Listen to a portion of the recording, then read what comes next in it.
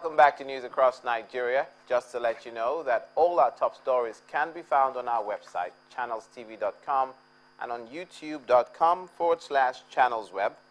Please visit m.channelstv.com to see us live on your mobile device. You can also download the Channels TV app for Android, iOS, and Windows phones from their respective stores. We'd also like to urge you to please interact with the Eyewitness feature in the Channels TV app on the Android, iOS, and Windows platforms. If you have pictures or videos you'd like to share with us, tap the app on your device, swipe to reveal the Eyewitness menu, and follow the instructions.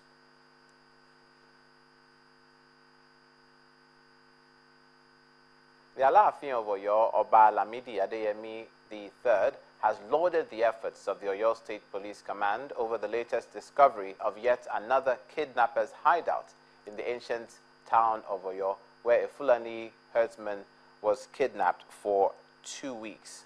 The monarch told journalists in his palace that the relentless pursuit of the suspects saved the life of the prominent Fulani trader who was kidnapped by his own kinsmen for a ransom of 50 million naira. The road was indeed rough for those who decided to go on a tour of the kidnappers' den. On the entourage were traditional rulers, journalists, and community leaders who visited the dodgy-looking hotel where the victim was kept. The victim, only known as Serikin Fulani, narrates his ordeal. He said he's sleeping on his bed. Unknown people, they came to his room and picked him. He said he don't know where they took him to. He said they tied his face, they covered his face with the cloth. And they tied his leg and they tied his hand. He said they would take him to Oyo town. From where? He said from his village named Adafila under Kajola local government Ikoile. For the police commissioner, the rescue brings to an end 2 weeks of arduous work. It symbolizes the end of more than 2 weeks of torturous mental and physical exercise, which had to do with our effort to rescue one man, simply known as Serikin Fulani, who was kidnapped by 5 armed men who came all the way from Kwara State. Well, I must admit that this is one of the most complex operations so far. The lure of quick money pushed the suspect, a former councillor in Atiba local government area, to offer his hotel as a hideout. When he came to me, he asked me they wanted to rent the 3 rooms.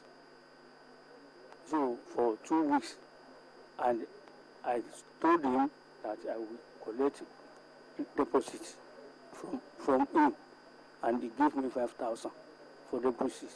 The commissioner, however, says anyone with a link to the crime will face the music. If you build properties all over the place, and you either occupied or unoccupied, either abandoned or uncompleted, if you allow that to be used as a rendezvous, you will be made to face the law according to your own level of involvement in that case. Aside the hotel owner, 5 other suspects, 12 rifles of different kinds, live ammunition, machetes, and charms were also shown to the press. From fighting crime in the southwest to the southeast and upholding law and order as far as road safety rules go, over 130 heavy-duty truck drivers have been arrested by the Federal Road Safety Corp for violating road safety rules in Anambra State. Now, this is coming from the sector commander of the state, Mr. Sunday Ajayi, during their stop and check operation in different areas. He said that the Corps will no longer tolerate trucks that ply roads with shredded tires and motorists who don't meet up with the safety standards. We are going to be arresting in a massive form Okada people not wearing crash helmets, or passengers not also wearing crash helmets, or people going on the wrong side of the road. You know, one-way roads, you try to go the other way. We're going to arrest and punish them and seize the vehicles concerned. We want to bring sanity and discipline to to what we are doing here in Anambra State. This decision comes after the recent fatal crashes that claimed lives and destroyed property in Anambra State, prompting the officers of the Federal Road Safety Corp, the FRSC, to swing into action. They are on the road to check motorists who disregard road safety standards. These are typical examples. From Nnewi to Onitsha, the officers intensify their stop and check exercise to ensure strict compliance. Some of the vehicles are nothing to write home about. Drivers should just take note that safety standard is the best on the highways, knowing fully well that they are not the only one using the road. They should not have that kind of psychology that they can do and undo on the highways because nobody is above the law. Comportment and obedience to traffic laws will enhance the safety of everybody. Therefore, drivers must believe in what we are talking about. Then fleet operators too should help us in these areas. Drivers are always the culprits, but for this driver, the move is commendable. I'm advising my colleague drivers to let them drive very carefully to save many people's lives.